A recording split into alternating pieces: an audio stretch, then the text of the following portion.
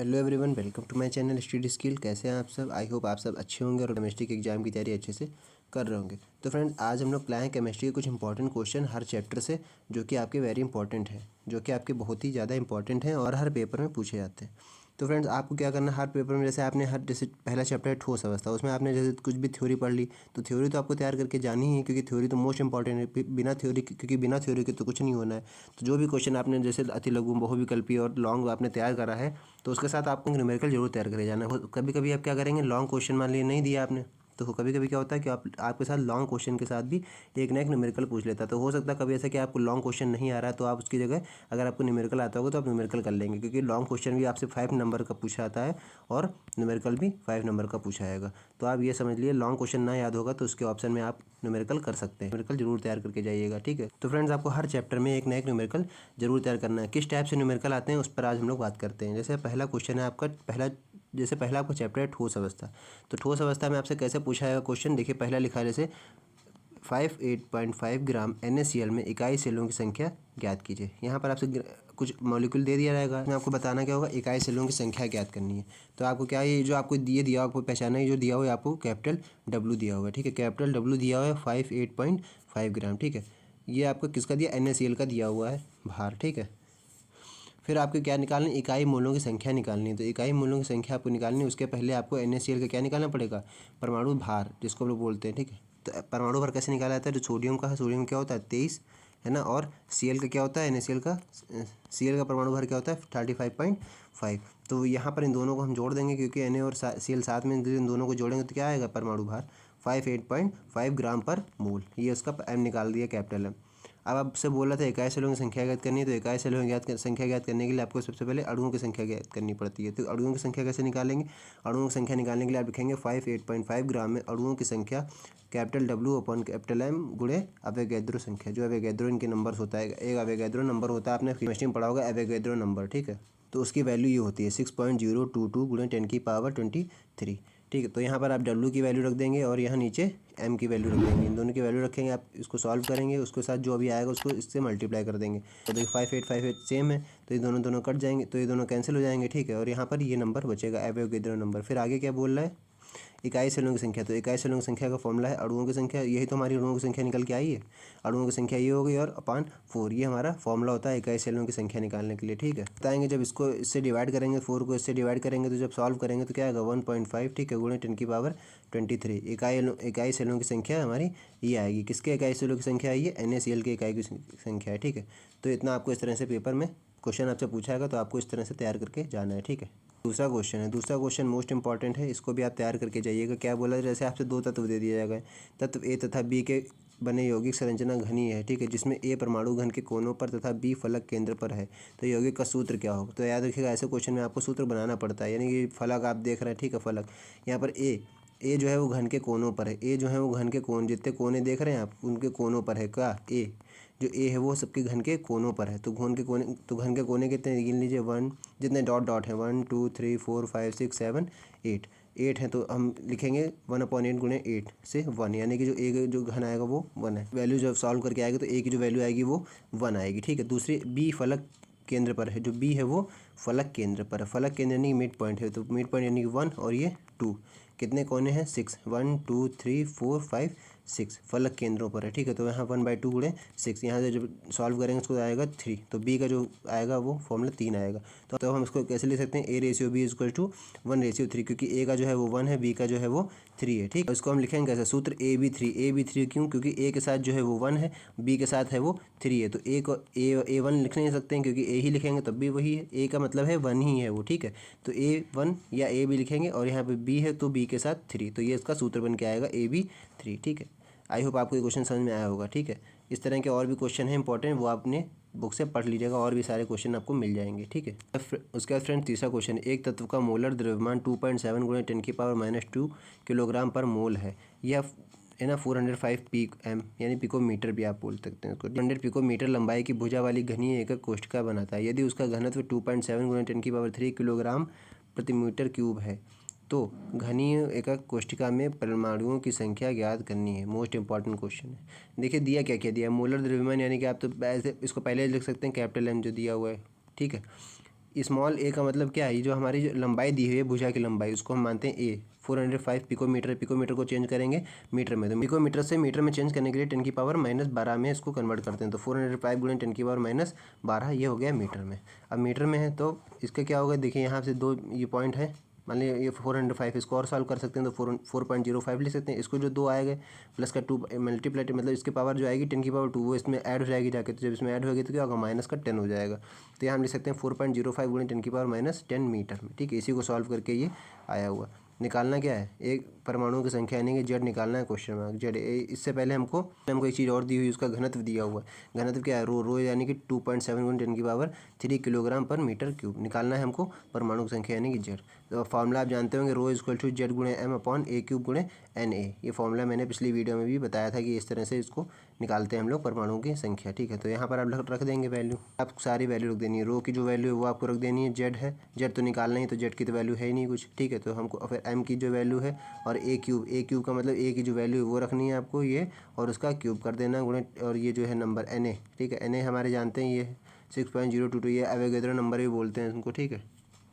उसके बाद cross multiply करा देंगे यहाँ से, जो जेड गुणे 10⁻⁻2, क्योंकि 2.7 और 2.7 इधर अलग कट जाएगा, ठीक है। तो यहाँ पर ये बचा, और इसके साथ मल्टीप्लाई कराएंगे तो इसको आप सॉल्व करेंगे तो ये आएगा 4.05 गुणे 10⁻−10 का क्यूब निकालेंगे तो ये नंबर आएगा, ठीक है। सॉल्व करेंगे तब आगे क्या आएगा, ठीक है। फिर इसको आगे इस तरह से सॉल्व करेंगे तो जेड बराबर ये आ गया, इधर ये मल्टीप्लाई 10⁻−2 डिवाइड में आ जाएगा इधर, इसे सॉल्व हो जाएगा। जेड इक्वल टू कितना है, 66.6 गुणे 6.02 गुणे 10⁻−2, ये ऊपर जाएगा तो सॉल्व हो जाएगा तो -2, ठीक है। फिर आगे इसको जब मल्टीप्लाई करेंगे तो फिर आ जाएगा 400 गुणे 10⁻−2, ठीक है। अब इसको हम और भी कैसे लिख सकते हैं, 4 गुणे 10⁻2, और ये 10⁻2 से ये 10⁻2 कैंसिल हो जाएगा, तो जेड बराबर जो हमारा आ जाएगा वो क्या आएगा, जेड बराबर 4। यही हमारे जेड बराबर 4 आ गया, यही हमारे परमाणुओं की संख्या थी, ठीक है। तो बस इस तरह के क्वेश्चन हैं, आपको ध्यान देना, केयरफुली होके पढ़ लेना है, और एक बार समझ लेना सारे क्वेश्चन कैसे हो रहे हैं, कौन सा फॉर्मूला किस में लग रहा है, ठीक है। ये आपको इतना पढ़ के जाना है। उसके बाद फ्रेंड्स चैप्टर 2 विलियन में भी क्या इंपॉर्टेंट क्वेश्चन है। विलियन जैसे आप थ्योरी वगैरह तो पढ़ेंगे ही, अति लघु हुए, लॉन्ग हुए, ये सब आपको पढ़ के जाना है, रिएक्शन वगैरह भी, ठीक है। लेकिन उसके अलावा आपको क्वेश्चन कौन से तैयार करने हैं, इस टाइप के क्वेश्चन आपको जरूर तैयार करके जाने हैं। क्या बोला, किसी पदार्थ के 7.5 ग्राम को 75 ग्राम जल में घोला जाता है तथा इससे हिमांक में 1.2 डिग्री सेल्सियस की कमी हुई, तो पदार्थ का अणुभार ज्ञात कीजिए। जल का मोलल अवनमन स्थिरांक कितना है, 1.86 है, ठीक है। तो ये मोस्ट इंपॉर्टेंट क्वेश्चन है। इसमें क्या क्या आपको बताना है, मोलल अवनमन स्थिरांक दे रखा है, ठीक है। आपको बताना क्या, पदार्थ का अणुभार। ऊपर वाले में आपने क्वेश्चन में क्या फाइंड किया था, परमाणुओं की संख्या। यहाँ पर आपको बताना है कि पदार्थ का अणुभार क्या है। तो सबसे पहले आपको जो दिया रखना है, ये स्मॉल w दिया है, याद रखिएगा। जो 7.5 ग्राम है, ये 7.5 जिसमें घोला जा रहा है वो, मतलब जिसको घोला जा रहा है वो स्मॉल w होता है, और जिसमें घोला जा रहा है वो कैपिटल W, हम लोग ऐसा मानते हैं, ठीक है। तो जिसमें घोला जा रहा है वो कैपिटल W, जो घोला जा रहा है वो स्मॉल w है, ठीक है। और यहाँ पर डेल्टा टी एफ यानी कि हिमांक में जो परिवर्तन हो रहा है ना, उसको कितना है, 1.2 डिग्री सेल्सियस है। के एफ यानी कि मोलल अवनमन स्थिरांक कितना है, 1.86 है। ये हमको फाइंड क्या करना है, पदार्थ का अणुभार, ठीक है। तो फॉर्मूला आप जानते हैं, फॉर्मूला ये लगाएंगे हम, delta T F equal to 1000 गुणे के एफ गुणे small w upon capital M गुणे कैपिटल W। ये बस ये वाला फॉर्मूला आपको अगर याद होगा तो आप ये आराम से चुटकियों में क्वेश्चन कर लेंगे, ठीक है। इसमें क्या है, m इक्वल टू, यहाँ पर देखिए वैल्यू रख देनी है, के एफ की जगह के एफ की वैल्यू रखनी है स्मॉल w, ठीक है। और ये अपॉन में, ठीक है, m की वैल्यू और w की वैल्यू रख देनी है। फिर इसको आप आगे सॉल्व करेंगे तो आपको कुछ इस तरह से मिलेगी इक्वेशन। फिर आगे इसको आप सॉल्व करेंगे तो 1000 0.155, फिर इसको आप जब से मल्टीप्लाई करा देंगे तो क्या आएगा, जो आएगा हमारा पदार्थ का अणुभार वो इक्वल टू 155। ये हमारा आंसर हो गया, ठीक है। तो ये आपका विलियन चैप्टर का क्वेश्चन था। चैप्टर से इस तरह के क्वेश्चन पूछे आते हैं, वो जो कि मोस्ट इंपॉर्टेंट है। ये सब आप तैयार करके जाइएगा अपने केमिस्ट्री के पेपर में, ठीक है। इसी सीरीज में एक और क्वेश्चन है कि ग्लूकोज के 12 ग्राम को 100 ग्राम जल में घोला जाता है। इस विलियन का क्वथनांक 100.34 डिग्री सेल्सियस है। तो जल के लिए मोलन उन्नयन स्थिरांक ज्ञात करना है। ये भी मोस्ट इंपॉर्टेंट है, ये जैसा भी आप ऊपर करके हुए हैं सेम उसी से मिलता जुलता थोड़ा सा क्वेश्चन है। यहाँ पर क्या, 12 ग्राम ग्लूकोज को, यानी कि ये स्मॉल w है, जिसमें घोला जा रहा है वो कैपिटल W है। आपको इस तरह से याद रख लेना है। और जो हमारा विलियन का जो टेम्परेचर दे रखा है वो क्या है, 100.34 डिग्री सेल्सियस, वो यहाँ पर लिखा हुआ है, ठीक है। और के भी हमको निकालना है, मोलर उन्नयन स्थिरांक हमको निकालना है। और यहाँ पर कुछ दिया हुआ है, स्मॉल m भी नहीं दिया हुआ है, तो हमको अणुभार खुद निकालना पड़ेगा, ठीक है। आप समझ लीजिए, जो डेल्टा टी भी है वो हमारा विलियन का क्वथनांक दिया हुआ है, हमको टोटल निकालना है डिफरेंस। तो डिफरेंस कैसे निकालेंगे, जो दिया हुआ है टोटल -100 से माइनस कर देंगे। तो 100 से जब माइनस करेंगे उसको तो कितना आ जाएगा, 0.34 डिग्री सेल्सियस। यहाँ पर देखिए अणुभार हमको खुद निकालना पड़ेगा। अणुभार कैसे निकालेंगे, अणुभार क्या होता है, ग्लूकोज का C6H12O6। तो यहाँ पर हम निकालेंगे जब C6, तो जब इसका अणुभार निकालेंगे तो आएगा 180, ठीक है। फिर यहाँ डेल्टा टी बी वाला फॉर्मूला लगा देंगे। डेल्टा टी बी क्या होगा, 1000 गुणे टी ए बी गुणे small W upon capital M गुणे कैपिटल डब्ल्यू, ठीक है। फिर यहाँ पर आप टी बी का फॉर्मूला आपने बनाया, लेकिन आपको बनाना क्या, आपको निकालना है मोलर यूनियन स्थिरांक यानी के बी। तो के बी को आप इधर रखेंगे, बाकी सबको उधर ले जाएंगे। तो डेल्टा टी बी के साथ एम डब्ल्यू चला जाएगा और ये 1000 और ये जो स्मॉल डब्ल्यू देख रहे हैं वो इसके नीचे आ जाएगा। तो के बी का नया फॉर्मूला हमने इसी से बना लिया, ठीक है। ठीक है, ये के बी का जो फॉर्मूला बन के आ गया। फिर के बी का फॉर्मूले में आप सारी वैल्यू रख देनी है। 1000 गुणे के बी की जगह जो वैल्यू आपने निकाली थी वो रखनी है 180। टी बी की जो वैल्यू है वो 0.34 रख देनी है आपको। एम जो आपने निकाला था बाहर इसका वो रखना है 180, और ये कैपिटल डब्ल्यू जो था वो 100 ग्राम, और ये 1000 बाई स्मॉल डब्ल्यू जो था वो हमारा 12 ग्राम। तो उसको जब आप सॉल्व करेंगे तो आएगा 5.1/10। जब नीचे से जीरो हटा के ऊपर एक पॉइंट बढ़ा देंगे तो क्या आएगा 0.51। ये हमारा मोलर यूनियन स्थिरांक की वैल्यू आ गई, ठीक है। ये हमारे मोलर यूनियन स्थिरांक की वैल्यू आ गई जो कि हमसे क्वेश्चन में पूछी गई थी। तो इस तरह से आपको आंसर करने हैं। आप देख लीजिए, ये जो आपको दिया पहले, आप सबसे पहले आप क्या लिखेंगे, गिवन। जो हमको गिवन यानी कि जो हमको दिया हुआ है वो आप लिख देंगे। उसके बाद आपको, अब जब आप खुद ही लिखेंगे तो आपको इस फॉर्मेट में लिख देंगे तो आपको खुद ही याद आ जाएगा कि इससे कोई रिलेटेड कोई फॉर्मूला है शायद। तो अगर आपको ये फॉर्मूला याद होगा तो आप इस क्वेश्चन को आराम से कर ले जाएंगे। 5 नंबर में मोस्टली क्वेश्चन पूछा जाता है, ठीक है। तो लॉन्ग की ही तरह आप क्वेश्चन को मानिए, ठीक है। फिर फ्रेंड्स अगला क्वेश्चन है जो कि हमें चैप्टर 3 से वैद्युत रसायन से है, ठीक है। वैद्युत रसायन चैप्टर से कौन से क्वेश्चन पूछे जाते हैं ऐसे, वो इंपॉर्टेंट हैं। देखिए, जैसे क्वेश्चन कह रहा है कि एक सेल के लिए मानक इलेक्ट्रोड विभव 1 वोल्ट है। जो हमारा एक सेल है उसके लिए मानक इलेक्ट्रोड विभव क्या है, 1 वोल्ट है। तो निम्न अभिक्रिया के लिए मानक गिब्स ऊर्जा की गणना करनी है। मोस्ट इंपॉर्टेंट क्वेश्चन है। एक देखिए, आपको एक इक्वेशन दे रखी है उन्होंने, ZnS प्लस कॉपर है ना, जेड की ठीक इसकी रिएक्शन आपको दिखा दी है। Zn2 प्लस है ना, आयन इसमें मिल रहे हैं प्लस कॉपर के आयन कम हो रहे हैं। यहाँ पर देखिए आयन इसमें यहाँ पर जिंक के पास कुछ नहीं था, तो रिएक्शन में क्या जिंक के पास 2 आ गए और कॉपर के पास 2 थे, तो कॉपर इस रिएक्शन में कॉपर के पास से गायब हो गए। कैसे हुए आपको ये दिखाना, तो आपको ये दिखाना रिएक्शन में कि Zns, ठीक है, यहाँ पर Zn के पास क्या आ रहे हैं, 2 इलेक्ट्रॉन आ रहे हैं।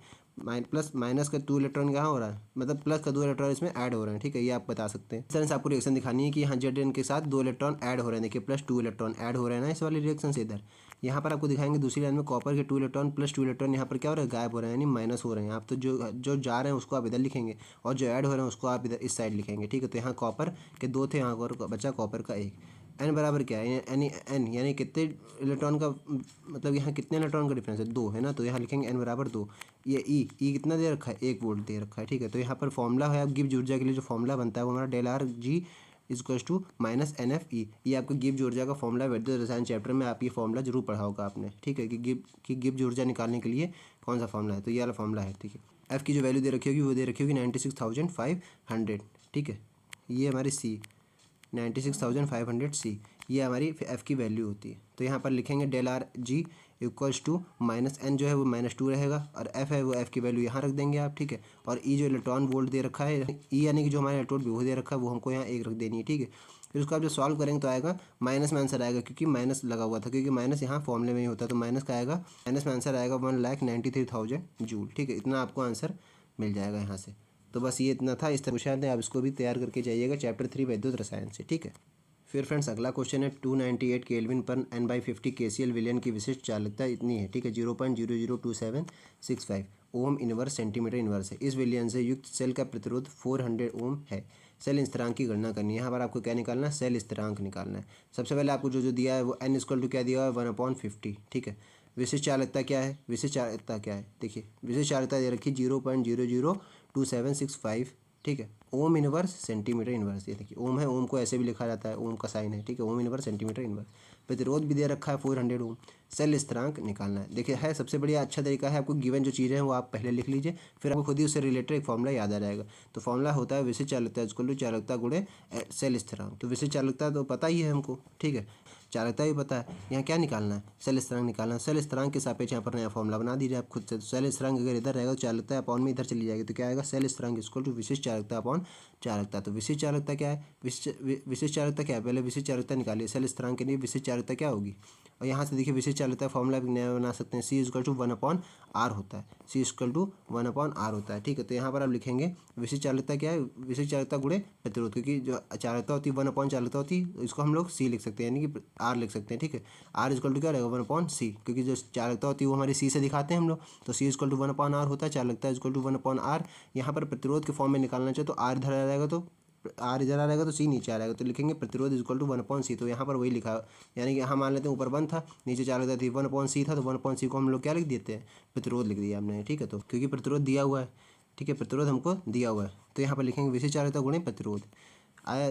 तो यहाँ पर जब इसको सॉल्व करेंगे तो आएगा आंसर आएगा 1.106 सेंटीमीटर इनवर्स। ठीक है, ये इसका शैल स्थिरांक आ गया। ठीक है, तो इस तरह से क्वेश्चन पूछे जाते हैं। फ्रेंड्स यहाँ पर आपको अगर समझना तो यहाँ पर देखिए अभी हमारा जो होता है C=1/r कैसे आया। देखिए यहाँ पर जो चालकता होती है, हमारी चालकता होती है 1/r। ठीक है, और फिर इसी फॉर्म में अगर हमको रेजिस्टेंस के हिसाब पे चाहिए तो रेजिस्टेंस के लिए क्या r इधर चला जाएगा और c वापस इधर नीचे आ जाएगा c की जगह पर। r जो है c की जगह चला जाएगा और c जो है वो r की जगह आ जाएगा। तो हम नया फॉर्मूला बना सकते हैं r=1/c। तो ये 1/c तो हमारे पास था ना, चालकता 1/c चालकता, तो इसको हम लोग r के बराबर लिख दिए, इसलिए हम लोगों ने यहाँ प्रतिरोध लिखा था। ठीक है, फिर फ्रेंड्स अगला है चैप्टर रासायनिक बल गतिकी से क्वेश्चन कि कैसा आता है उसमें क्वेश्चन, आपको उसमें देखना है। क्या है क्वेश्चन, एक प्रथम कोटि की अभिक्रिया 60 मिनट में 75% पूर्ण हो जाती है। इस अभिक्रिया की अर्धायु ज्ञात कीजिए। जो रासायनिक बल गति की जो आपका चैप्टर है 4, उसमें से यही क्वेश्चन पूछे आते हैं आपसे। अर्ध आयु निकालिए, या प्रथम कोटि की अभिक्रिया है, शून्य कोटि की अभिक्रिया है, ठीक है, इतने में पूरी हो जाती है। ठीक है, तो आपको उसका अर्ध आयु निकालना रहता है। तो क्या आपने क्वेश्चन में तो आपको क्वेश्चन में उन्होंने वैल्यू दे रखी होगी, नहीं भी दे रखी होगी तो आपको ये तो पता है कि log 2 की वैल्यू जो है वो 0.300 होती है। इतना आपको रट के जाना है। क्या है आपको जो दे रखा, देखिए अभिक्रिया के जो 60 मिनट है यानी टी दे रखा है, ए यानी कि 100, मतलब जो पूरी होने की आयु होती है वो 100 है, लेकिन हो कितनी रही है, 75% पूरी हो रही है। तो a-x करेंगे यानी 100 - 75 जो है x थी। ठीक है, तो इसमें जब माइनस करेंगे यानी 25% बच रही है रिएक्शन। 75% पूरी हो रही है, 25% बच रही है। तो यहाँ T1/2 आपको निकालना है अर्थ है। तो T1/2 का जो फॉर्मूला होगा वो आप कैसे निकालेंगे, यहाँ पर देखिए K = 2.303/T log a/a-x। यहाँ पर जब इसका फॉर्मूला आप निकालेंगे तो क्या बनेगा, देखिए यहाँ पर फॉर्मूले में रख दीजिए। ये तो अपना कांस्टेंट रहता है, और टी की जगह 60 रखेंगे गुणे लॉग है, और ये ए की जगह 100 है अपॉन a-x की जो वैल्यू अपनी निकाली थी 25। जब इसको सॉल्व करेंगे तो log 4 आ जाएगा। यहाँ पर क्या है, K = 2.303/60 log 2 है ना, 4 है, 4 को हम लोग क्या लिख सकते हैं 2 का स्क्वायर, क्योंकि log m अगर n है तो इसको हम n log m भी लिखते हैं, फॉर्मूला है क्योंकि आगे अब इसका यूज होने वाला है। ठीक है, देखिए जो भी मैंने बताया था आपको फॉर्मूला log m की पावर n है तो उसको हम लोग n log m लिख सकते हैं। तो देखिए log m की पावर n के फॉर्म में लिखा है, यहाँ n log m लिखेंगे यानी 2 log 2 आ जाएगा यहाँ पर। तो यहाँ पर जब 2 log 2 जैसे आएगा तो ये इससे कट जाएगा। ठीक है, 2 × 2 2 3 80 0 को 0 30 आ जाएगा। तो यहाँ नया फॉर्म जो नया बन के आएगा इक्वेशन क्या आएगा 2.303/30 गुणे log 2 की वैल्यू जो आपके क्वेश्चन में गिवन थी 0.3010। यहाँ से इसको सॉल्व करेंगे तो क्या आएगा 0.693/30। यहाँ से अर्ध आयु काल आपको निकालना है। अर्ध आयु काल का फॉर्मूला क्या होता है, T1/2 = 0.693/K। लिखेंगे T1/2 = 0.693/K। ठीक है, यहाँ पर जब ये वैल्यू आएगी फिर अर्ध आयु काल के लिए फॉर्मूला जो होता है वो हमारा होता है T1/2 = 0.693/K। ये हमारा अर्ध आयु काल के लिए फॉर्मूला होता है। तो अर्ध आयु काल के लिए फॉर्मूला T1/2 निकालेंगे 0.693/K जो हमारा निकल के आया वो ये आया 0.693/30। फिर ये 30 ऊपर जाएगा। तो ये देखिए पहले ये तो कैंसिल हो जाएगा, ये 1/30 1/30 सबसे ऊपर जाएगा, डिवाइड रूल से 3 में होता है, क्योंकि डिवाइड रूल हमारा क्या कहता है 1/2 अगर 3 है तो ये 3 सबसे ऊपर वाले के साथ मल्टीप्लाई में जाता है। तो अगर ये सेम है तो ये तो कट भी जाएंगे और ये 3 सब भी ऊपर ही जाएगा। ठीक है, तो यहाँ पर ये आएगा T = 30 मिनट। ठीक है, यहाँ T जो है वो 30 मिनट आ जाएगा। ये हमारे अर्धायु काल था। तो इस तरह के क्वेश्चन आते हैं। आई होप आपको क्वेश्चन समझ में आया होगा। ठीक है फ्रेंड्स, एक और क्वेश्चन है, प्रथम कोटि की अभिक्रिया के लिए वेग स्थिरांक आपको ये दिया हुआ है। ठीक है, 2.54 × 10⁻³ सेकंड इनवर्स। इसकी 3/4 आयु की गणना करनी है। 3/4 यानी कि T3/4 की आपको चौथाई की गणना करनी है। log 2 की वैल्यू इसमें भी दी हुई है। तो सेम बिल्कुल आपको ऊपर वाले की तरह क्वेश्चन की तरह करना है। के दिया है, इसमें a = a मानेंगे क्योंकि कुछ दिया नहीं है, क्योंकि हमको ये नहीं दिया गया ना कितनी देर में पूरी हो रही है। तो a-x क्या हो जाएगा, a - 3/4a, क्योंकि हमको 3/4 फाइंड करना है। तो 3/4a, यहाँ से a-x क्या निकल के आ रहा है, इसको आप सॉल्व करेंगे एलसीएम लेके तो a/4 आएगा यहाँ से। ठीक है, फिर फॉर्मूला आप जानते हैं K = 2.303/T log a-x। ठीक है, लिखेंगे T बराबर बिल्कुल उसी तरह फॉर्मूला एज इट इज उतार देंगे। फिर आगे क्या लिखेंगे 2.303 K की वैल्यू जो आपको दी हुई वो आप यहाँ लिखेंगे लॉग। ठीक है, फिर log a/a/4। फिर उसी वाले की तरह a से कैंसिल हो जाएगा तो ये 4 ऊपर चला जाएगा, log 4 हो जाएगा। और ये रिएक्शन ऐसी है और यहाँ इक्वेशन ऐसी लिखी रहेगी। फिर log 4 को आप लिखेंगे log 2 का होल स्क्वायर।